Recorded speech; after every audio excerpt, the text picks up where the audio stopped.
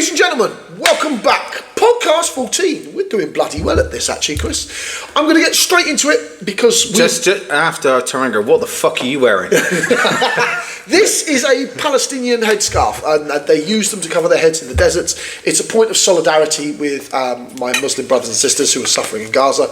I don't want to go too extensive into it because I try to avoid these problems, but the British government continues to give unalienable assistance to Israel. Now, my noble friend here would say, why the fuck are we involved, even with one side or the other, which is respectable. And I wouldn't wear this if the British government wasn't supporting Israel with intelligence, resources, cover for their Zionist generals that are coming into our country to discuss arms trades. That's what I've got a problem with.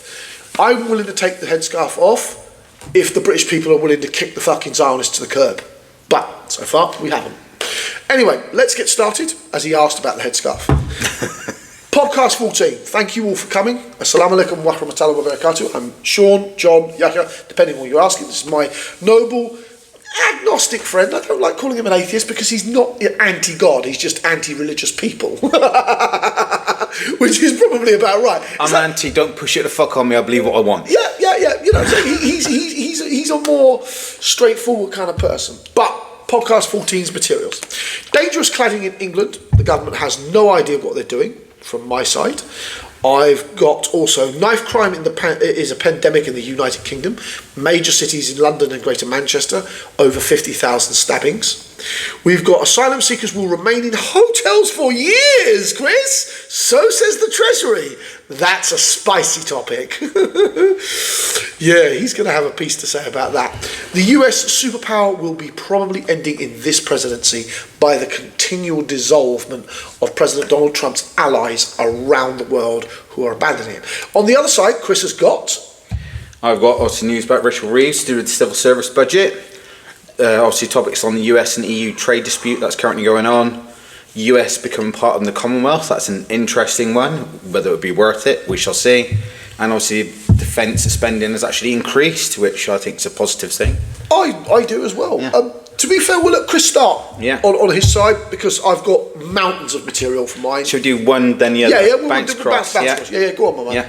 I start with Rachel Reeves. Obviously, she's planning to cut the civil service budget by 10 to 15%, which means that she wants to cut $2 billion a year by the year 2029, 2030. How this is going to affect jobs could be tens of thousands, if not more. Aims to obviously transfer it from the administrative side into resourcing and training classrooms, hospital appointments and police on the beat. Now the second two, I completely agree with. Hospital appointments and police on the beat, two must-haves within this country, because trying to get a hospital appointment is a bloody joke. Trying to get police to actually resolve proper crimes. We have... This ties into what we're going to talk about. I'll jump straight from this, what we're talking here, to the knife crime, because that comes into the policing. We do not have enough police. We still don't have enough coppers from the time period of when there was mass layoffs by David Cameron. So this is how long, we're going back so far that we were still in the European Union when we were like in 2019, when we were talking about the collapse of our police force then.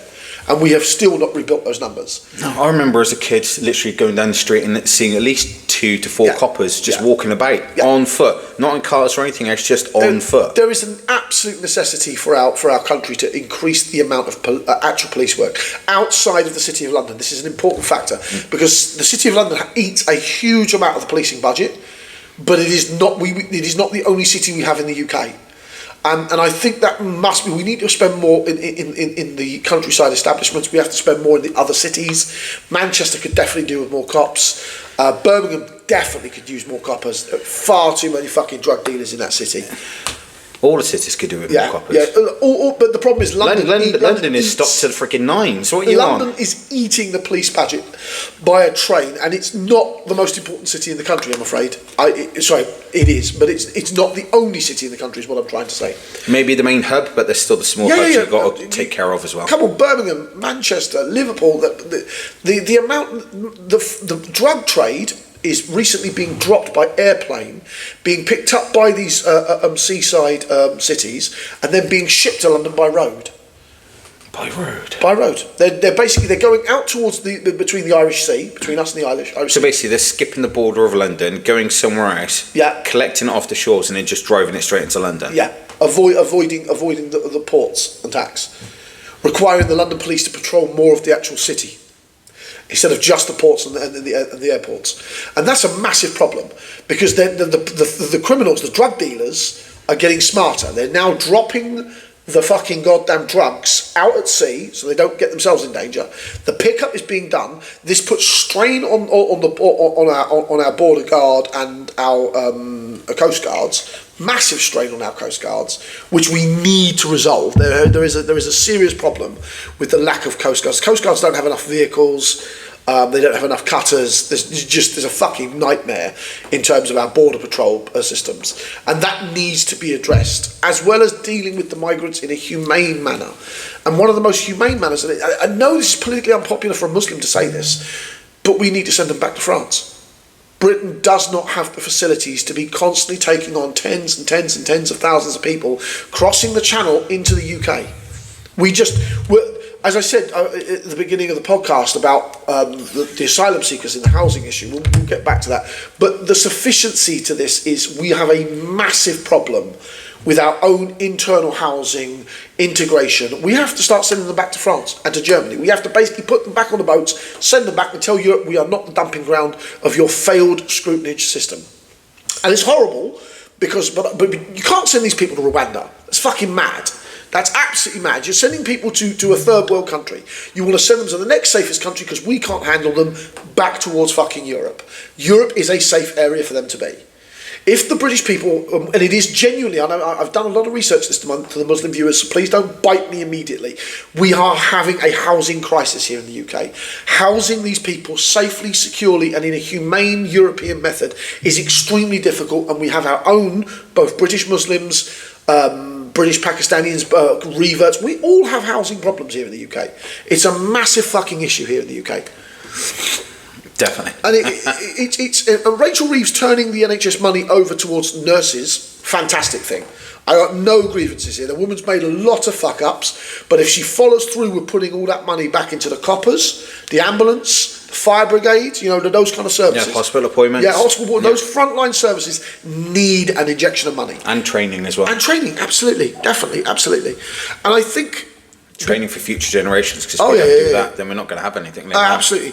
But this ties in, as I said to you earlier about the knife crime is a pandemic. Yeah. These officers, including indictable offences like murder, assault with injury, assault with intent to cause serious harm, robbery, and this one's going to fucking scare you, the rape cases inside the United Kingdom, knife point, are around 3,500 cases of armed rape a fucking year. There are 53 a day then. No, not that bad. There are 53,000 armed assaults last year of all those categories. From the period of October 2023 to September 2024, police recorded a total of 16,583 knife-related incidences, with 63 homicide offences with knives, 57 attempted murder offences involving knives or sharp objects, and over 3,000 recorded, attempted or achieved physical interaction. We're not talking a man's come up with a knife and groped a girl. We're talking all the business.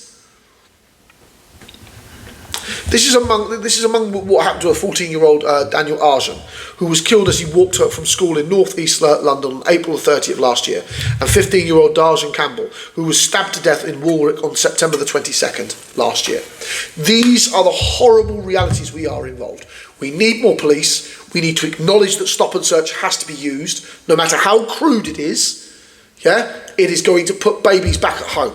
All right, the discomfort of a lawman holding your 15-year-old boy because he's wearing a massive puffer jacket that's normal in London and shaking him up for fucking knives is the price we're going to have to pay.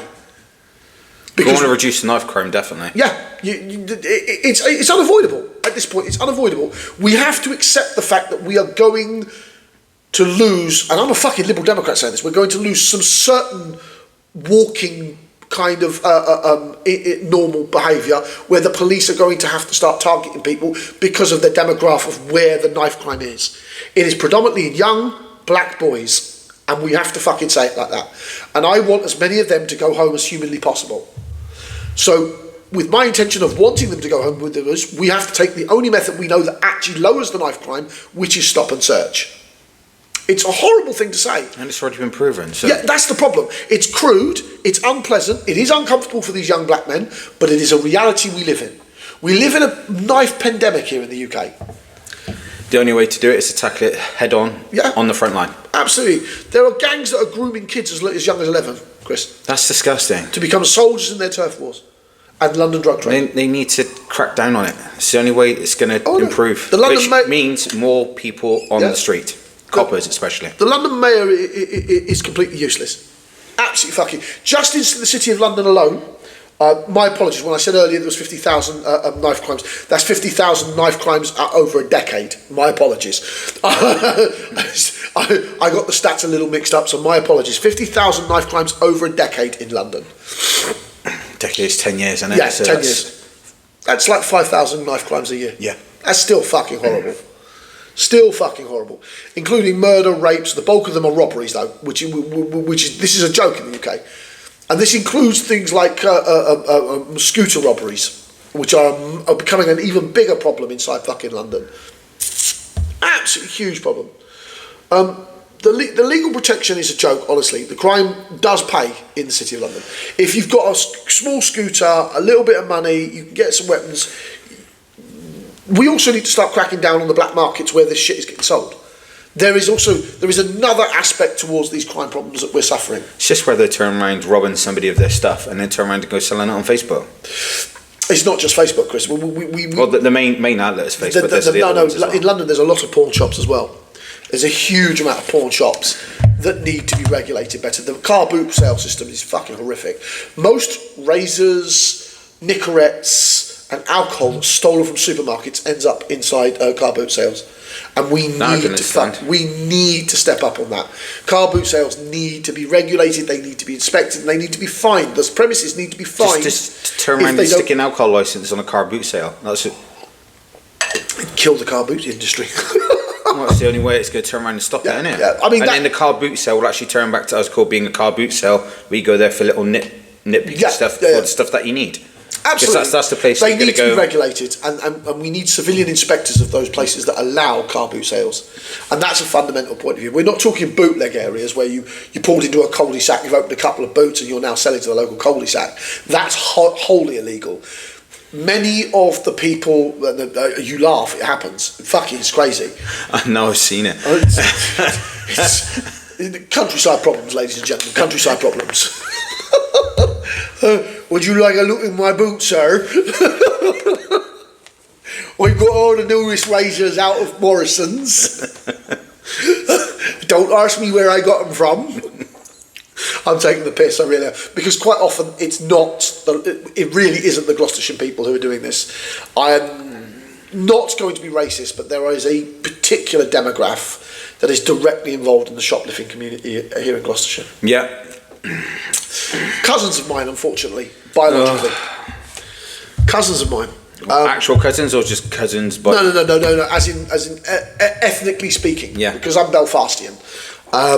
They're cousins of mine. of that type of descent. Yeah. Of that type of descent, moving around in mobile vehicles. Yeah, I've had enough of them already. They can go away. Well, unfortunately, they're pandemic here in Gloucestershire. There's nothing we can really do about it.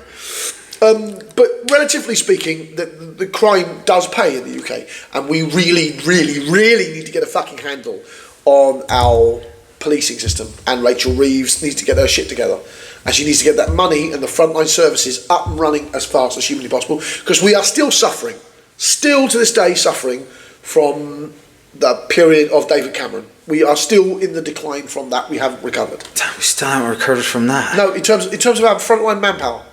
No. Since 2016. Well, he was the one that was cutting everything left, right and centre, wasn't he? Absolutely. He savaged our entire service systems, trying to save money. No, it's called tax the fucking corporations. Yeah, it is. And that's coming from me, not him this time. Yeah, but no, just a fair tax to the corporation. Do you know what I'm saying? One where they actually fucking pay the tax instead of having a tax scheme or a dodgy or get out of there. It's a fucking joke. Second item for you, Chris, if you don't mind. US and EU trade dispute, obviously forecast to affect the economical growth. This is just on ones I've seen so far in Ireland. Due to global trade war, which could cause tax cuts and affect up to 60,000 jobs in the next 5 years, just on Ireland alone. US and EU 25% tax on imports to them, so literally that's going to affect obviously the Germans, eventually us as well, because obviously anything we send over there is going to be 25% tax on it. It's going to affect business for the Americans using us. Yeah. Which is naturally going to obviously lessen demand and everything else. It's just going to do a massive backlash.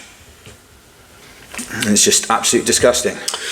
The US President Donald Trump warned Thursday that he will impose additional tariffs on European Union and Canada if they collaborate to do economical harm against their best friend, the United States.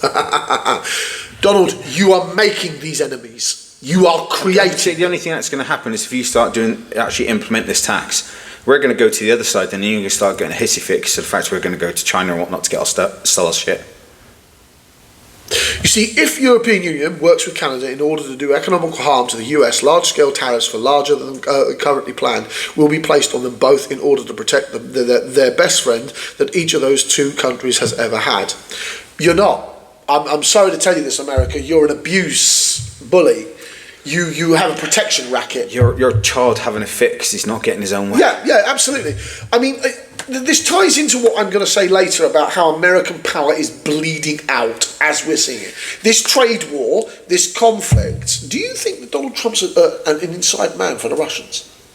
Because the more I fucking... Well, that's an interesting concept. Just because seriously, he's cozying up to remember, Vladimir Putin's ex-KGB. Putin himself is an ex-KGB agent. You reckon the US president's feeding shit to Russia? It's not outside. No. I think the Russians are feeding into him. I think he is an asset of the. It's not outside the realms of possibility that he's a Russian asset. Why would he cozy up to the Russians? Well, he was a businessman beforehand, weren't he? So not too far-fetched to think. No, it's not far too fetched to say that Donald Trump may or may not be a bloody inside shrill for the Russian oligarchs. I'm just waiting for the conspiracy theorists to throw a fit now and go off on a tangent. There's probably one out there already, but I'm putting dot to dot here.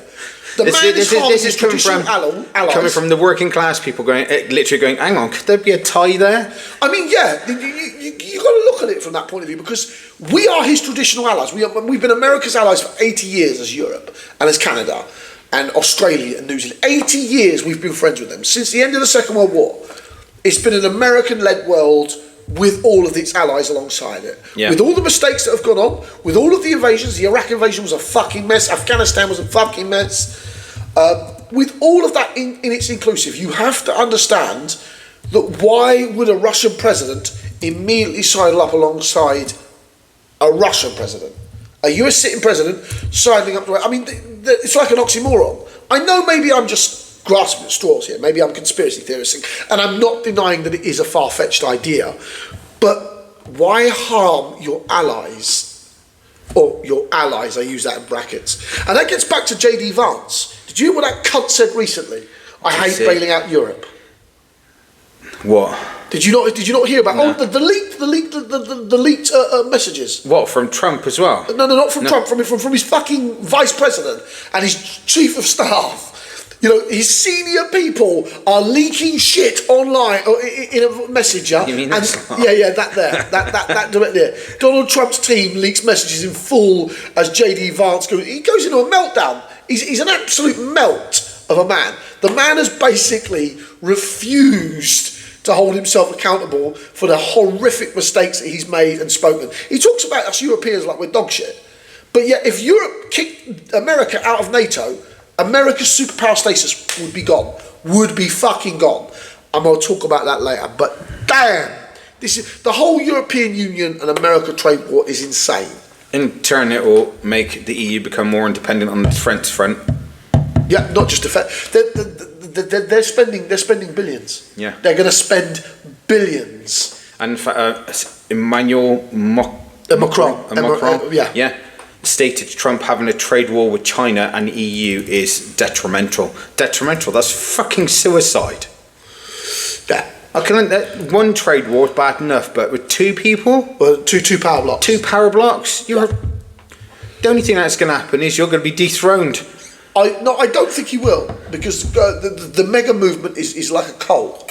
I don't think he will be removed. It's either removed or you're going to isolate yourself so badly. They'll be like, what the fuck did we do this?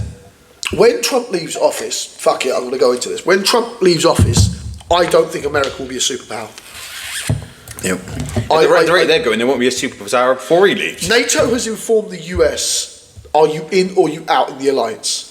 And if you're out, they plan on having an approach to leave the alliance in 5 years. Canada is reported ready to sign a military security and defence pact with the EU to phase out its US arms and equipment.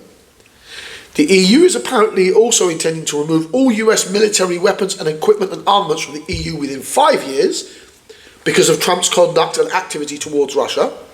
Also, on the other side of the world, we can see that Japan and South Korea are looking to closer ties with China. If you don't know Asia, that's never happened. Damn. They're Japan and China do not like each other. And they think of solidifying their ties with each other. Yeah, because of the shit going on in America right now.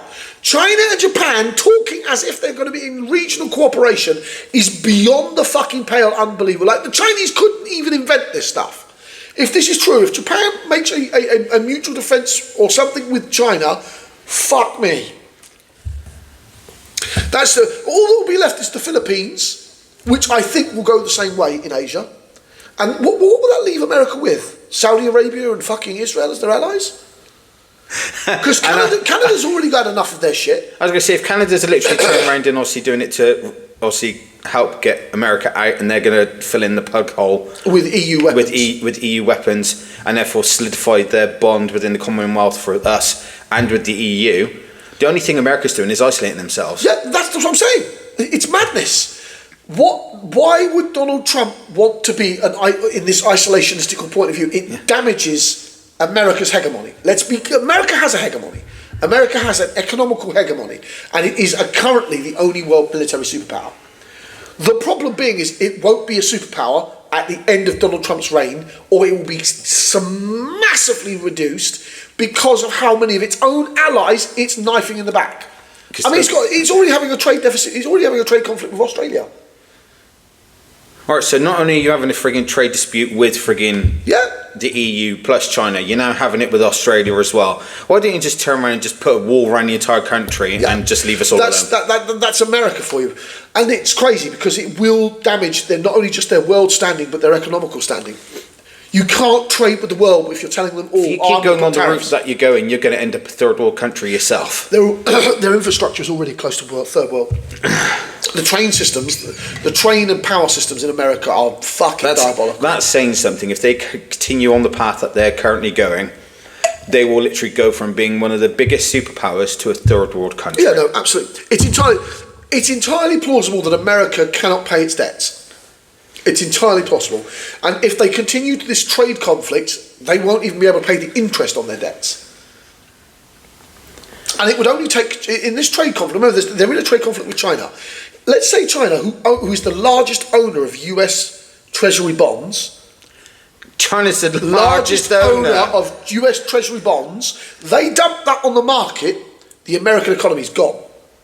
The value of the dollar will plunge like a motherfucker. It will plunge at neck-breaking speed. China was to dump all of its US bonds. Within a day, America would be fucked. So just their economy would these trade conflicts would be minor to the idea that China just dumps all the bonds on the market. Absolutely fucking minor. Looking like it's nothing, like a small thing compared. If you think these trade conflicts are bad right now, China chucks billions worth of trade bonds onto the market, dumps them basically. You say, oh, sell them for whatever you want to sell them for. The dollar will plunge like a motherfucker. You can't print money that fast. If Asia's allies, if America's allies like Japan's foreign minister has said that it has been an unprecedented moment in world history. And remember, since 1945, Japan and South Korea have been a ride or die kind of allies of America in Asia. And if they're looking for closer ties with China, this is, like I said, for South Korea, I can see it because South Korea does a lot of business with China.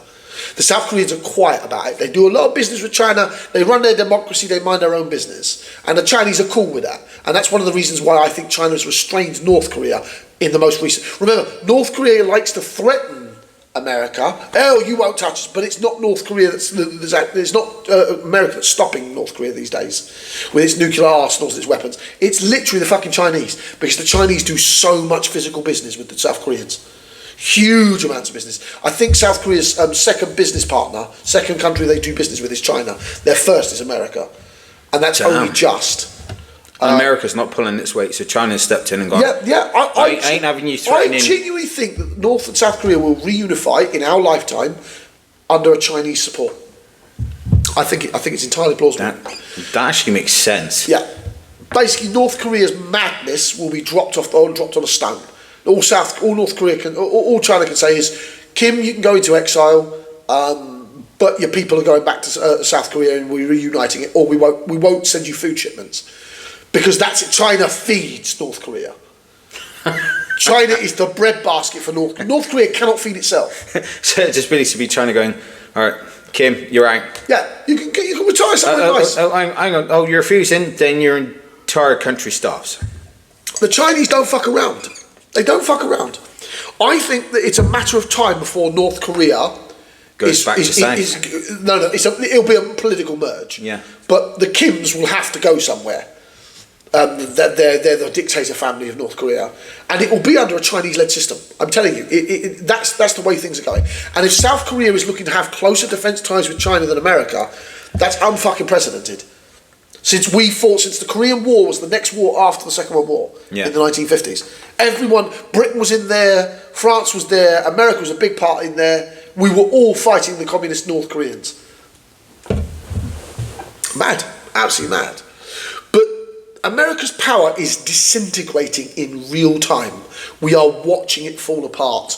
Every week we end up having to talk about fucking America. I don't want to.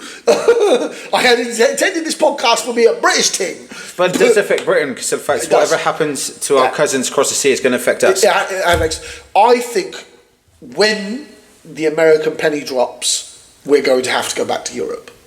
It's not an issue. It's not a conversational position. It's inevitable, because we don't have the financial means as a country. The United Kingdom cannot stand on its own. This is a horrible thing to say. I love my people. I love my island. I love the way we are genuinely. Not saying we can get back to that, but we are not there. We're not there at the moment. And the way that the world is structured in terms of corporate abilities, corporations can bully medium to small countries, and we are a medium country. And people like Amazon's proven their ability to bully us. So they still fuck around with timing toilet breaks and threatening to fire people if they take too long. And that's Amazon. And they're doing that to British workers. Amazon, you need to fucking just grow a pair of freaking conscience. The Prime Minister has got 1,000 problems, and I'm telling you, Amazon is not even in the top 10 of them. Of his problems. Workers' rights needs to be set in stone regardless what fucking company you're in. No, I know. I don't give a shit if you're fucking one of the biggest ones in the fucking world. You need to obey the working standards regulations, regardless. I don't give a flying fuck. The corporations don't care, mate. The corporates, they want to squeeze as many fucking pounds out of this island as they can, and they will do again and again and again. What's the time? 29. That's good. So, back to you. What's your next one?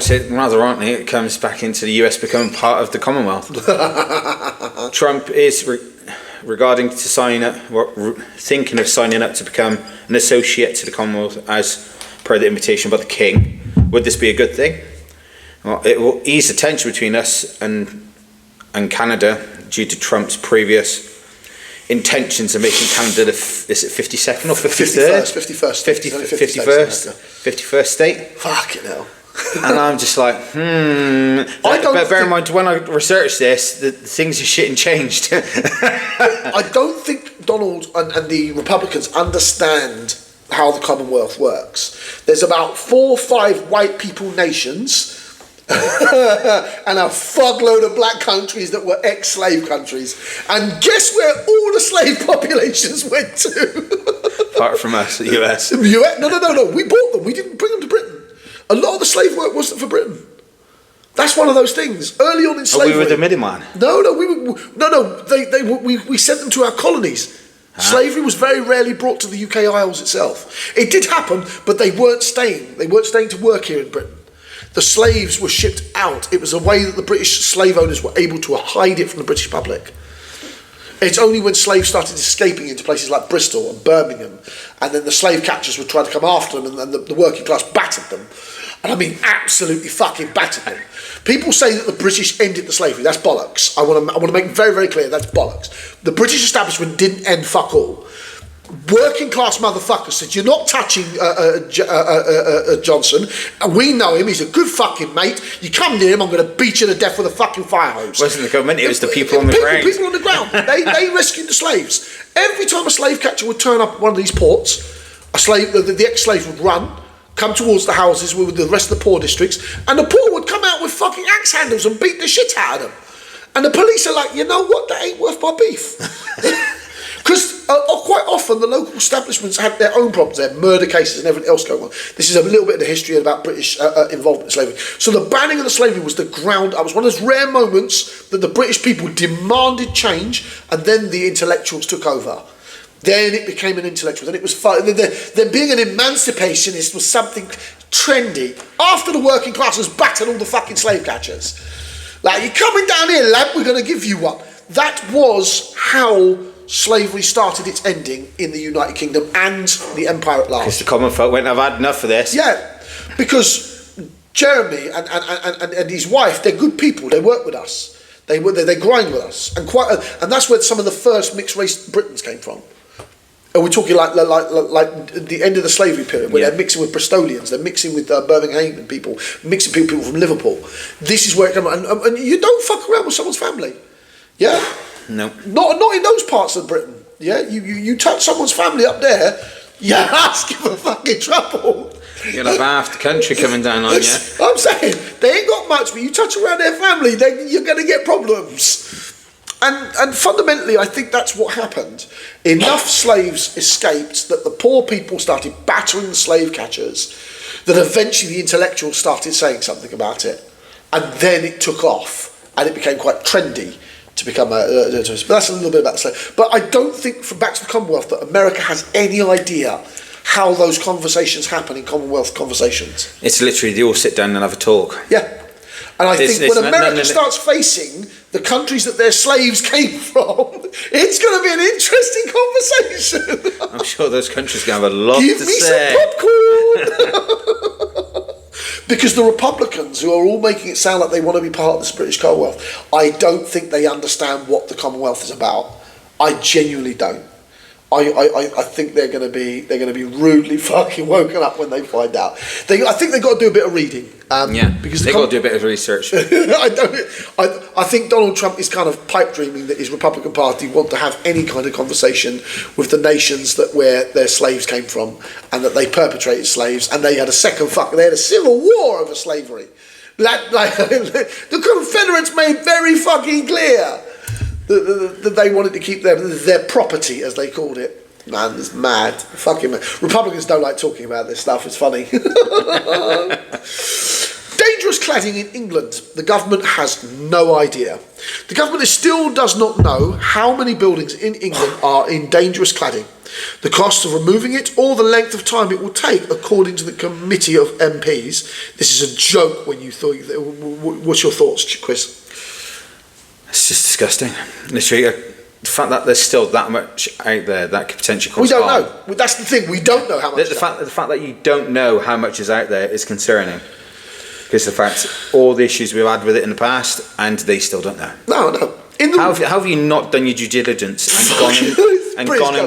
The Conservatives don't want to know. Because remember, this is during the 14 years we've had Conservatism. I want Britain to be very, very clear. This is during the 14 years of the Conservatism. In the report, the Public Accounts Committee, which scrutinised the use of taxpayers' money, cast doubt on whether the government would hit its own target of resolving the building safety crisis by 2029. Nah. We're going to be finding cladding like that when we're OAPs. I was going to say, they're planning on solving this within 4 years. Fucking timescale you fucking dreaming of, Cuckoo Land. It is concluded that a new plan aims... They can't even build the fucking goddamn houses we want within fucking 4 years. Let them fucking fix the ones we got. It's concluded that a new plan aimed at speeding up progress was insufficiently ambitious and at risk of not delivering what it is promised. Ambitious? Fucking delusional. The housing minister said it has been taking tough and decisive actions after years of dithering and delay, which would speed up the unacceptably slow pace of work that has cost us so far $22.4 billion. 24 point... What the fuck? And they've already fucking solved it. We know we've done the London. We know that. We've cleared out the cladding in London. That's just it. So far. That's probably a maximum of 5% of the entire fucking country. 10. London's 10%. London's 10%. So what about the other 90? So if 10% takes 222 billion, we're looking at a 200 billion cost to get rid of this cladding. We should fucking have every company that did those cladding, they should be paying these bills. There's a thing from the Irishman. Everybody who put these claddings in, because they're all labelled, we're very good at holding labels and markers and that lot. These cladding companies, their owners, their investors should be fined for the cladding. Yeah, because we're very big on tracing everything back, aren't we? Yeah. The cladding should be pulled out, labelled, found where it was supplied, find the supplier and his investor, fine those fuckers. That's because this is 22 billion and we've only done the London and parts of the south. We still don't know the full extent of the cladding problem. That's disgusting. Damn. Yeah. The safety crisis triggered by the discovery of dangerous materials at Grenfell Tower after the remember this has been going on since 2017. We're almost 10 years in and we've only just done London. Yeah. And they want to turn around and fix the rest of it within 4 years, and they've only done London in literally about 8 years. What fucking cuckoo land they looking at? It is estimated that up to 12,000 buildings that they're sure have problems, that 3 million people could be affected. So they know there's at least 12,000 buildings with up to 3 million people could be affected by the range of this dangerous cladding. And that's all that they've identified at the moment. Yeah, we're going to be fine. It's still going to be going on when we're at the retirement home. We're sat at the retirement home and I'm pinching the nurses' arses. Comparing the crisis to the post office and infected blood scandals, the Conservative chairman of the Public Accounts Committee, Sir Geoffrey Cliff Brown, he sounds like a snob, said he was utterly appalled that there was no immediate solution at hand for people living in affected properties. You had 14 fucking years, Tory peer. You had 14 fucking years. And it's still not sorted. And you haven't done shit. Who are you fucking appalled at? Your failed government, Boris Johnson, you cunt. Oh, it fucks me off when Tory committee members talk like this. Because we've only had a Labour government for a year, and I give them shit, and I do. But who the fuck are you talking about, mate? Jesus Christ. It would have been the committee's wish to this report carried better news for the afflicted. No, mate, you had 14 years. Boris Johnson, head of Lettuce fucking Trust. Rishi, I'm rich. Sunak with my wife who's got non-dom society. Who the fuck do you think gives a shit about our country? Because it ain't your party, mate. Fucking joke. I know I swear a lot, and I'm really sorry, Britain, but it knocks me when Tories start talking like that, when they've been in power for the last, pretty much one of my nieces and nephews' entire life, we've had a Tory government. What a fucking mess. Setting out its concerns, the report found that targeted for remaining unsafe buildings are unconvincing.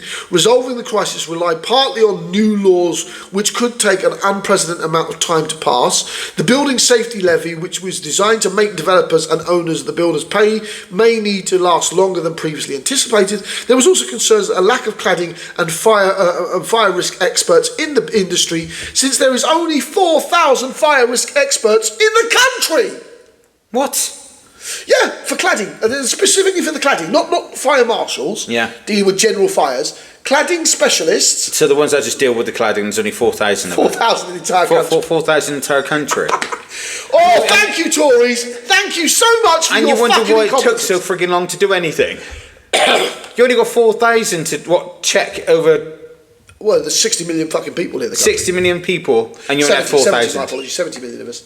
You only have 4,000 specialists for that type of area. Fucking joke. You've got to check the entire country for the cladding, up and down the entire country, unless you know that it's been reported otherwise. The fact that they don't even have a report noticed.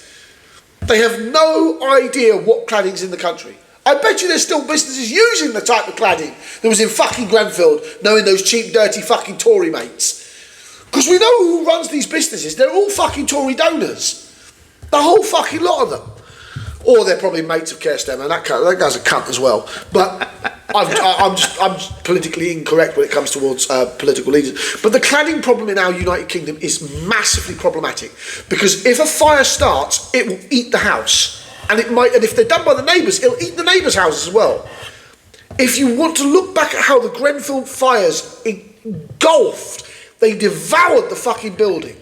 And that's one of the key reasons why the parliamentarians want to knock it down, because it's an eyesore and it reminds them very clearly what their failed cladding plans did.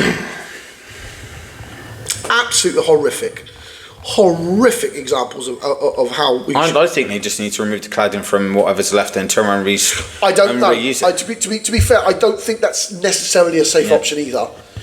Because also depending on safety inspections and everything else. And that's the problem. We've got so little of them. Yeah. Fucking nightmare. I was going to say, I would have gone in and sent the safety inspector in there after that, not long after, turn around and go, can we turn around and just redo this up, remove all the unsafe shit and get it back in operation? We don't know, that's the problem, because we don't know where or how much the unsafe shit there is. There's no record of this cladding, of the country's level of cladding. Even though we keep checks and everything, there isn't a centralised database for this. Oh, so it's bits and bobs everywhere. Yeah, it's a nightmare.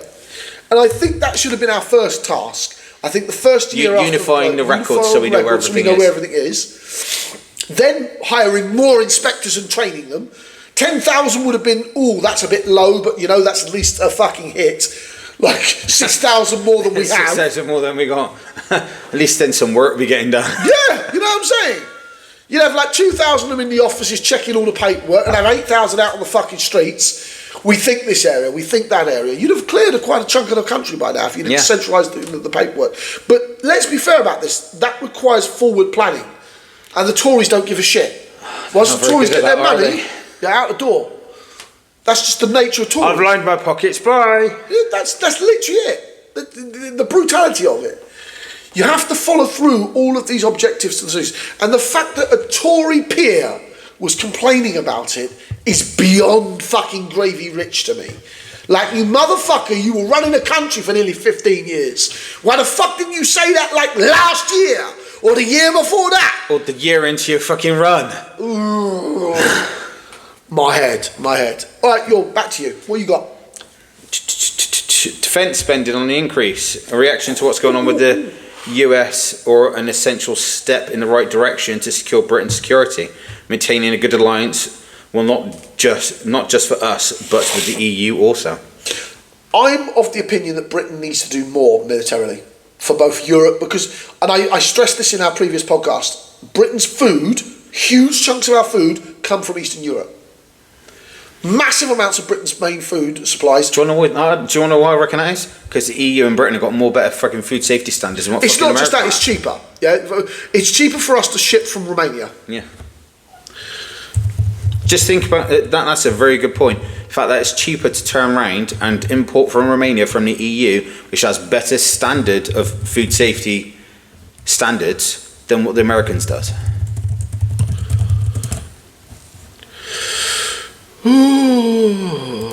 How much of Britain's supermarkets' food is British? British? I think that's on the increase. It was low. You'd be shocked. Where is it? 87% of our Britain's supply is supplied from outside the UK. So that's 13% on... 13% is grown at home. Grown at home.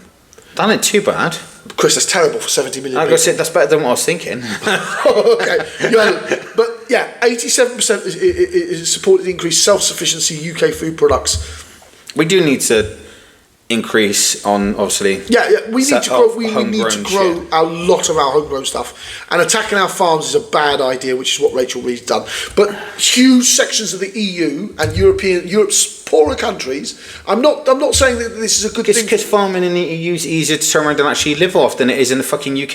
Yeah, and it's already been proven by Jeremy Clarkson's fucking farm show.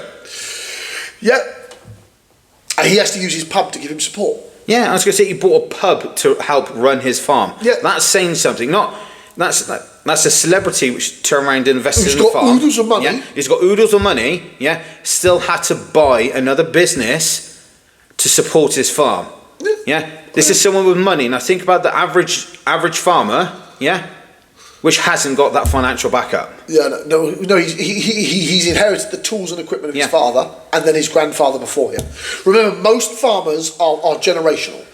That's one of the problems we have to have. The farms are passed from kids to kids to kids, because that's how the farms grow. They grow through a generation. Because farming's hard fucking work. Farming is not easy. Don't anybody.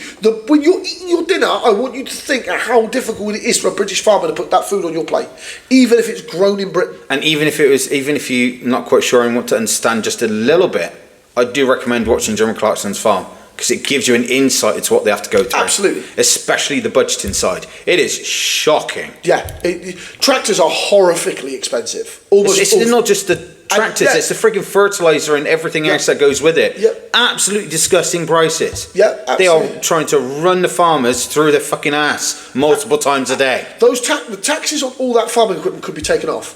You could cut all the farming equipment tax off, put it back into, basically that would put money back in the pocket of the farmer, and then the farmer could grow more food. It could then get more land, grow more food. Yeah. It's madness that we aren't supporting our farming industries, because we are now facing down Russia, and Russia is a threat to our entire food security in Europe. Do not be under any illusions, Britons, to think that if you do not take handles, and this goes back to the defence spending, we need to do more. I think we should be looking at draft. It's horrible to say, 25 to 35-year-olds should be draft, because there's no way the teenage fucking generation are going to be able to hold it on. They're fucking useless. I know that's mean to say, but they've got so many disorders, so many sicknesses, so many problems. Too many bugs have come out of the woodwork in the newest generations. It's concerning. Yeah. I saw a kid as I was driving past getting on a bus with a fucking foxtail in his arse. What? That is too much unnecessary influence from an unreliable source. I'm driving by and there is a kid with a foxtail up his... that's just Britain for you. I saw a clip of a frigging dude walking around in some stupid ass gear through Gloucester town centre. And I'm like, what the fuck's wrong with you? But I know people have their own niches and all that sort of stuff. That's cool. Yeah, but keep do it at home behind closed doors. Yeah, I don't want to know what the fuck you get up to. In public, you dress for public. You dress for public. Yeah. There's your conservative roots showing there, my boy. Dress for public when you're out in public. Whatever you do at home, it stays at home. If you turn down, it's an impression of my freedom of shit. I don't care. Keep it behind closed doors. I do not want to know. I've got my own shit to worry about and not have to turn and go, what the fuck's wrong with you? Look, I realise this podcast got a little bit off the tangent, but let me be very, very clear. With military spending, we need a draft. We need to realistically look at the middle millennials. The older millennials are too busy approaching my age and they're going to be a bit wheezy. You know, I'm a late Gen Xer. I'm not going... Well, unless I'm giving orders from a landing boat, I've got no fucking eyesight, to be honest. And I've got a bit of a belly... I'm a millennial, then, You're a millennial. Yeah, I'm a millennial. You're a late millennial. I'm an early Gen Xer, and 25s to 35s, they should be drafted. We should get 300,000 to 500,000 of them in the military. Done. I would do my stint, but I don't think I'd be much good at the moment. They'd stick you with your skills. They'd stick you in logistics. You'd be running all the fucking trucks coming out the yard, right? Get that group of idiots on the road. Where's Lockwood? Get off the bomb, Lockwood. You're the fucking chef. Get back to the kitchen. Get off the bomb. It's not a fucking movie. Why not? Yeah! Back when Americans were good people. I think they are good people. It's been misled by stupid people. True. There is that. Most of America, you are good people. You just have some fucking morons as leaders who are greedy and evil. I would say most of the Americans I met when I went to Florida were nice people.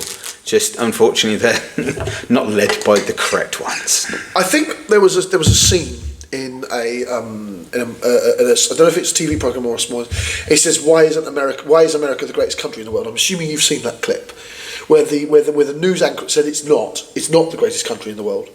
I remember seeing it. Yeah. And he says we're terrible in literacy. We believe in angels. And he then reminds them what they were like, where they were scientists, engineers. They didn't beat their chest. They made war on poverty. They created great inventions. That's the America we love. That's the America we wish to see again. And at the moment, you're not there.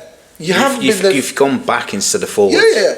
You belittle intelligence. You're frightened of people who are smarter than you. No, you should treasure them. You should aspire to be those people.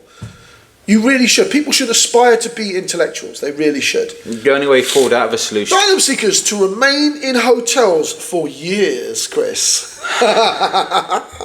Migrants will be housed in hotels and temporary accommodations for years to come, the Treasury has admitted. A document published by the Office for Value for Money has recently created part of the Treasury said global instability means the use of hotels was likely to continue for at least a decade. Why? Okay, I can understand asylum seekers coming over to seek refuge from their war-torn countries and everything else, but then they should not just be dumped in a fucking hotel. This is very true. The assessment and literally consuming taxpayers' money. Oh no! You're going to have a heart attack. No. I'm going to get to that. The assessment will come as a blow to the government, which pledged in its manifesto to save the taxpayer millions by ending the use of hotels for asylum seekers. The document published earlier this month stated demand for short-term residential accommodation across all of the cohorts is likely to remain over the coming years, given other pressures on housing supply and risks presented by global instability. And yet again comes back to housing supply. I've said 1,000 times. The Treasury is targeting spending on migration hotels in an effort to find $4 billion of savings. As much as I'd like to obviously make sure that the migrants are safe, but if we haven't got the accommodation for them, we need to send them to the next safest place, which is the EU. Which is France. Which is France or Germany. Yeah, France, Germany. Denmark. Any of the border Europes. All our EU neighbours. I'm sorry, but you're going to have to start cutting the slack. Because in fact, if you've got the housing and we haven't, we're going to start sending it to you. Remember, there were German towns that are empty. Yeah. If this German town's empty, we'll not send them there. Because then that will then help German economy. Turn around and then militarise them lot. You do realise that we're paying £41,000 bill for each asylum seeker. Up from 17,000 in 2020, according to the Institution for Public Policy Research. Is that per year? I think that's per year. And in total, we're spending $4.6 billion on housing migrants in hotels. There should be a legal limit on how much hotels could charge the country for housing these migrants. There should be a cap, basically, on what the hotels are allowed to charge.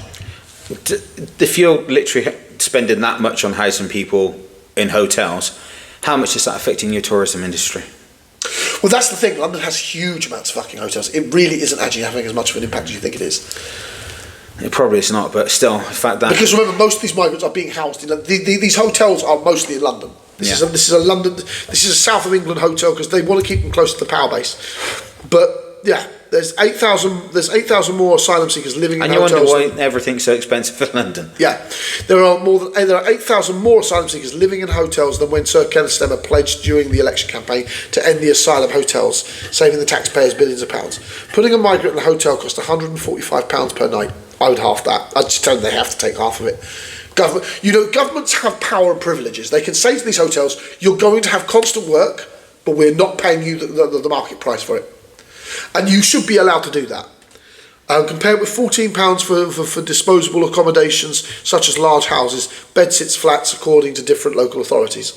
More than 38,000 migrants are in hotels, costing the Home Office £5.5 million a day. That was money that could be used elsewhere. Yeah. But of those 38,000 migrants, I suspect half of them are going to lose their asylum. And it's important to mention this, coming to be an asylum is not illegal. Failing your asylum and staying in the country, that is when you're illegal. All of those people who fail their asylums and that are in those hotels should be then shipped back to France. I'm just genuinely brutal about this. If you failed your asylum, you go straight back to France. Then we should also then turn around, as I said earlier, if we haven't got the accommodation to do it, then we need to send them somewhere else. It's not being harsh, but if we can't do it, there's no point in straining the entire system, trying to accommodate them. Yeah. And buggering everything up when it's simply going, sorry, we're full, we can't take you, go to one of our EU neighbours. Yeah, and you're not then sending them to some third world shithole. And I mean, I'm sorry, I'm not trying to be a monster here, but the plan to send planes of people to Rwanda is a joke, beyond a joke. If they're third world, they'll only end up worse with more people. Yeah, of course, absolutely. So Sir Matthew Rycroft, the Home Office Permanent Secretary, said that the department's overreaching aim was to exit hotels by the end of Parliament, which is due by August 2029. None of the watchdog people believe that's possible. None of the watchdogs who are observing the migrants, Migrant Watch, and etc., and I don't like Migrant Watch because they're incredibly xenophobic. They're the ones who are actually keeping track of it says it's not possible. Almost all of them say it's impossible to do because we don't have the housing mechanism for it. You must take that into consideration. The people that are actually keeping an eye on the numbers and recording everything are saying that it's not possible to do that. That says that we've gone beyond breach max point. Of course. We are absolutely committed to ending the use of hotels, and since coming into government have taken immediate action to restart asylum processing to begin closing hotels, have surged the number of returns, removing more than 19,000 people with no right to be in the UK. If they've done that, it's quite true. Yeah. Wow, they've moved 19,000 people in 1 year. 19,000? Yeah. That's not too bad. Deported them back to Europe. Yeah. That's where you need to turn around. We do need to improve our border. The border security is something we're going to have to deal with France and everyone else. And the only way you do that is actually talking to your European allies. You can't ignore this problem. No one in Europe can ignore the mass migrational problems. Everybody has to help everybody. We all have to have a humane way of dealing with this. Britain just does not have the housing. If we're using this many hotels, costing the British people 5.5 million a fucking day, not a year, a day, then we genuinely need to start saying to the French we can't keep taking them.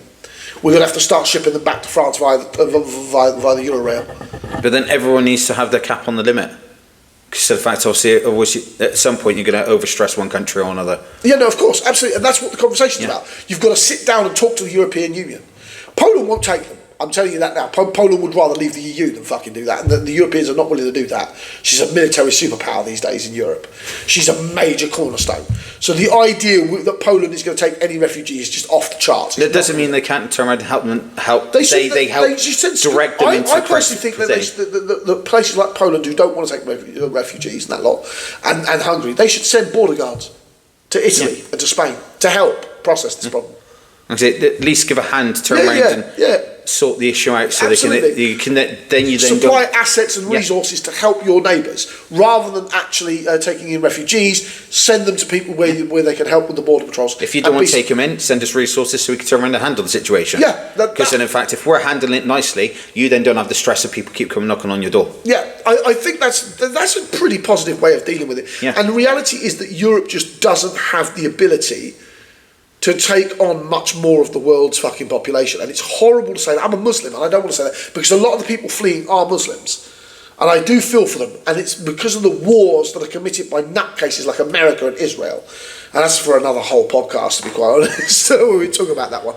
But I would like to say that we've come to the end of podcast 14. Thank you very much, everyone who made it all the way down here. This is quite a long one, to be quite honest. We've covered quite a few things. Yes, lot to cover. Lot to cover. As always, I'm John, Sean, or Yasha, depending who the fuck you're asking. This is Chris. I'm Chris, and may I say, I hope you all have a smashing day. Absolutely. And obviously, hope you enjoyed the podcast. Assalamu alaikum wa rahmatullahi wa barakatuh. See you later.